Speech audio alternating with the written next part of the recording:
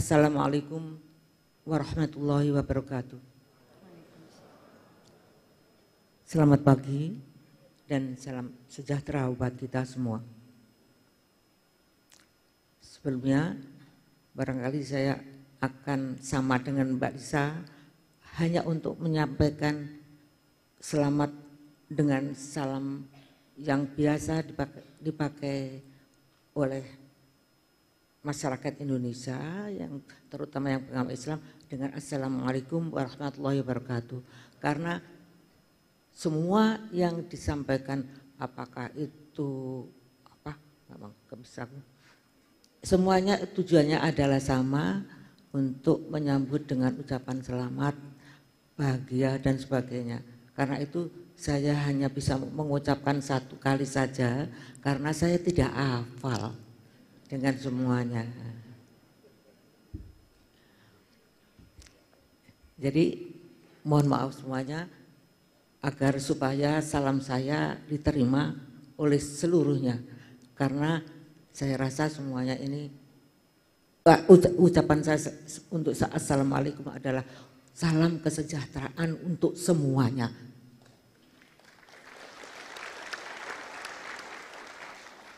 Jadi sekali lagi saya ucapkan Assalamualaikum warahmatullahi wabarakatuh.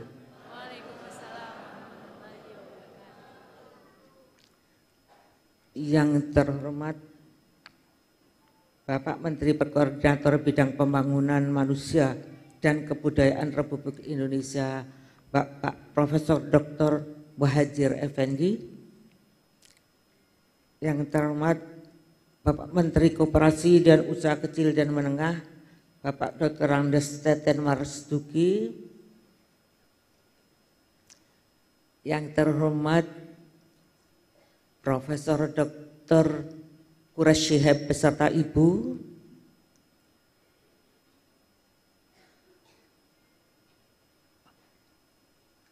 Ibu Omi Komariah Nur Khalis Majid, para tokoh-tokoh agama, para tokoh-tokoh masyarakat, tokoh-tokoh pengusaha, tokoh-tokoh muda, dan semua yang hadir di sini. Pada kesempatan ini saya diminta untuk memberikan sambutan selamat datang kepada yang hadir di sini semua. Saya agak bingung. Saya kan bukan tuan rumah. Biasanya yang berikan ucapan selamat datang kan yang tuan rumah. Saya bingung, aku bukan tuan rumah kok disuruh memberikan ucapan selamat datang. Ya, tapi nggak apa-apa deh. Saya akan memberikan ucapan selamat datang dengan sambutan saya untuk memperkenalkan 3 pendekar intelektual Muslim Nusantara. Para hadirin sekalian, Abdurrahman Wahid yang biasanya disebut Gus Dur, kemudian Nur Khalis Majid yang biasanya disebut Cak Nur, dan Buya Syafi'i Ma'arif adalah sosok pendekar intelektual Nusantara yang reputasinya diakui secara internasional.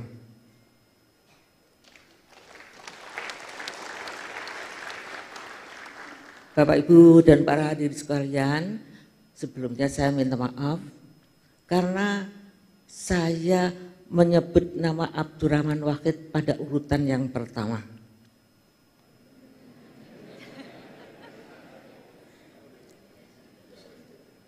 Tapi saya punya alasan dan semoga alasan ini bisa diterima oleh semuanya. Pertama, Gus Dur adalah cucu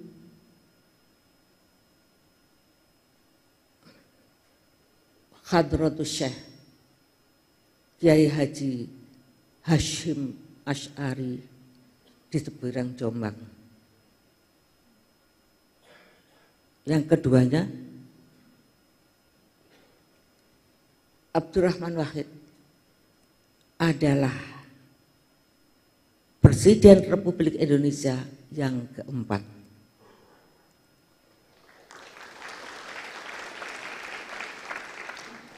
Dan yang ketiganya, Gus Dur adalah, kok jadi tegang?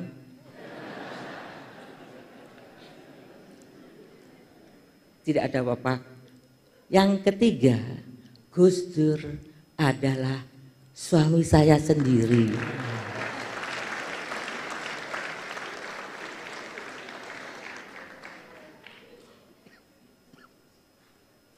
Saya teruskan pidato saya.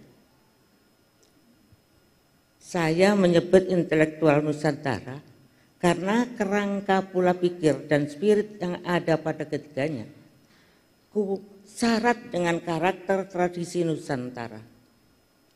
Di pihak intelektual sekuler, pasca generasi Soekarno-Hatta, dan dari pihak pesantren, pasca generasi Mbah Hasim, Kiai Haji Ahmad Dahlan, dan yang lain-lain, maka tiga serangkai inilah ulama Nusantara yang menjadi rujukan para intelektual muda Indonesia saat ini. Gus Dur dan Cak Nur adalah dua sosok intelektual yang memiliki basis keilmuan pesantren. Keduanya dibesarkan dalam tradisi pesantren yang sangat lekat dengan pemikiran Islam klasik yang ada dalam kitab-kitab kuning. Keduanya dididik dalam sistem pendidikan yang dianggap terlalu ketat dengan nilai-nilai etik, tidak mengembangkan pemikiran, hanya menghafal dan terlalu doktriner. Genealogi intelektual dan kultural Gus Dur dan Cak Nur adalah tragedi pesantren dengan pemikiran klasik konservatif.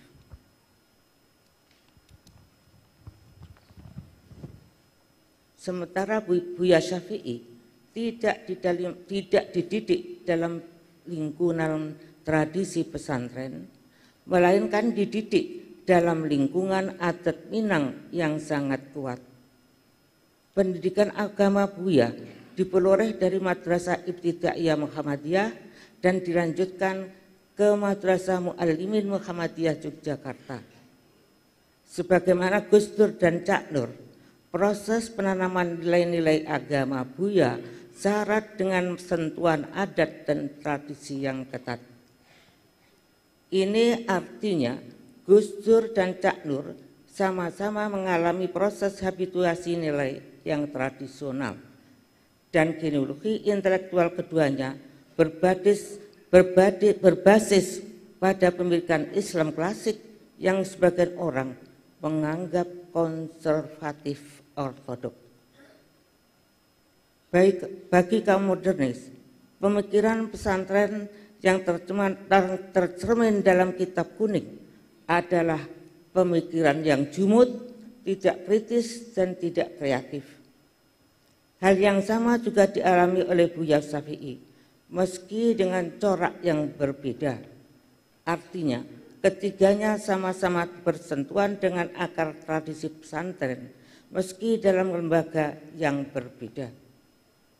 Tetapi, mengapa dari habitus pesantren tradisional yang seperti ini justru lahir tiga pendekar intelektual yang kritis, kreatif, dan transformatif? Ini yang menarik untuk dikaji. Kalau ditelusuri, keberhasilan ketiganya menjadi intelektual yang reputasinya diakui dunia karena mereka mampu keluar dari batas-batas kultural pesantren dan masuk ke dalam kultur dan tradisi keilmuan baru, yaitu dunia kampus dengan pemikiran barat.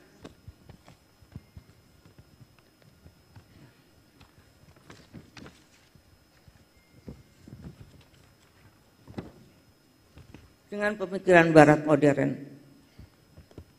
Dapat dikatakan Gus Dur, Cak Nur, dan Buya Syafi'i adalah sosok yang menjebol dinding pemisah antara kultur pemikiran rasional positivistik dengan kultur pemikiran normatif etik.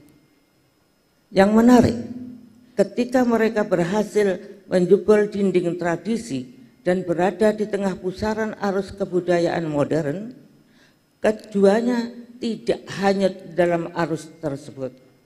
Sebaliknya, mereka justru dapat membuat gelombang baru di tengah arus modernisme. Dengan kata lain, Gus Dur, Cak Nur, dan Buya Syafi'i tidak larut dalam pemikiran barat sekuler yang liberal, tetapi justru mampu membangun corak pemikiran baru yang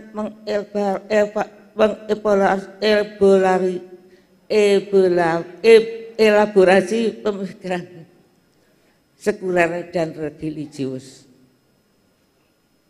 Apa yang menyebabkan hal ini bisa terjadi? Pertama, karena keduanya memiliki akar tradisi yang kuat yang berbasis ilmu agama. Tanpa adanya pemahaman yang kuat terhadap tradisi, akan membuat orang hanyut dan mudah menerima pemikiran modern tanpa reserve. Kedua, Gus Dur, Cak Nur, dan Buya Syafi'i menjebol dinding kultural setelah memiliki bekal ilmu agama yang kuat dan kokoh dan menguasai khazanah keislaman. Mereka menjadikan kitab kuning yang diajarkan di pesantren dan madrasah sebagai referensi sekaligus perspektif untuk menganalisis dan merespon pemikiran barat modern.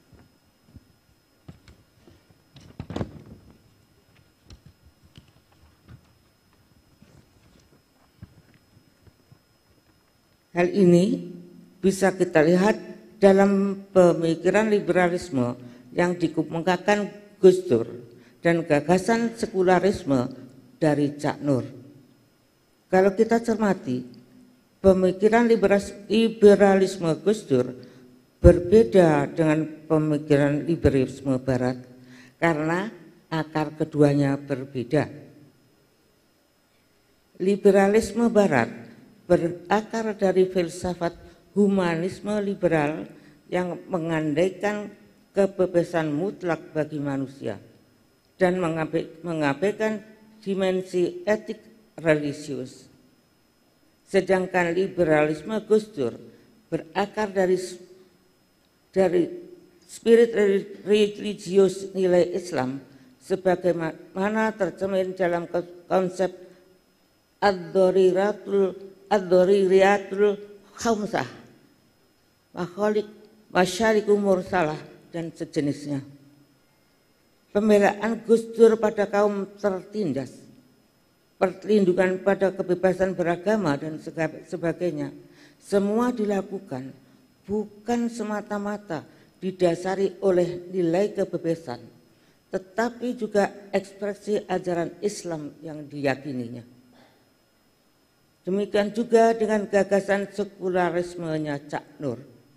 Konsep tersebut merupakan aktualisasi dari nilai-nilai dan ajaran Islam mengenai penggunaan akal secara maksimal yang diperintahkan oleh Allah. Bagi Cak Nur, sekularisasi adalah desakralisasi duniawi yang membebaskan manusia dari unsur-unsur pemitosan agama terhadap urusan duniawi. Di sini terlihat Cak Nur menggunakan sekularisme sebagai metode atau manhaj dan sarana atau wasilah untuk mengaktualisasikan ajaran Islam yang ada dalam Al-Quran.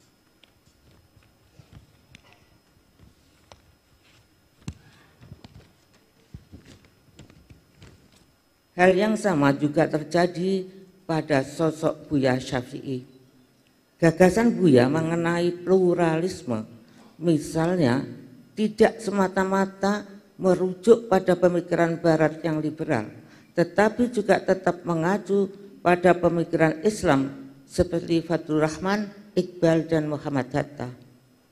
Rujukan pemikiran ini cukup memberikan gambaran bagaimana Buya Syafi'i mendialogkan pemikiran keislaman dan kenusantaraan dengan pemikiran barat.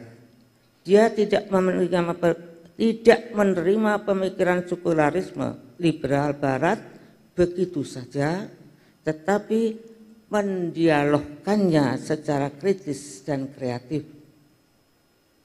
Melalui jejak sejarah dan pemikiran ketiga pendekar intelektual ini, kita dapat belajar bahwa untuk menjadi intelektual yang kritis, transformatif, dan berkarakter perlu akar kultural yang kuat dan stok pengetahuan yang memadai. Kedua hal ini hanya dapat dicapai dengan laku hidup dan usaha yang serius secara terus-menerus. Gus Dur, Cak Nur, dan Buya Syafi'i adalah tipe ideal yang dapat menjadi sumber inspirasi bagi intelektual muslim Indonesia saat ini. Bapak Ibu serta para hadirin sekalian yang berbahagia, demikianlah sambutan selamat datang dari saya untuk para hadirin sekalian.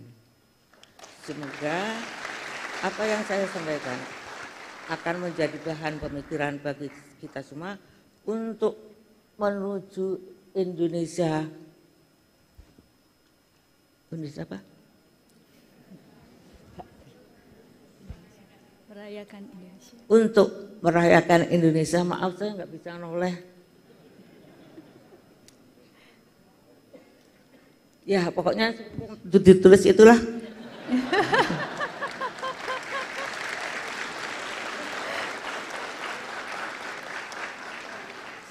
Semoga menjadi dasar dari pemikiran semuanya. Akhirnya, wallahu muwaffiq ila aqwamit thoriq. Wassalamualaikum warahmatullahi wabarakatuh.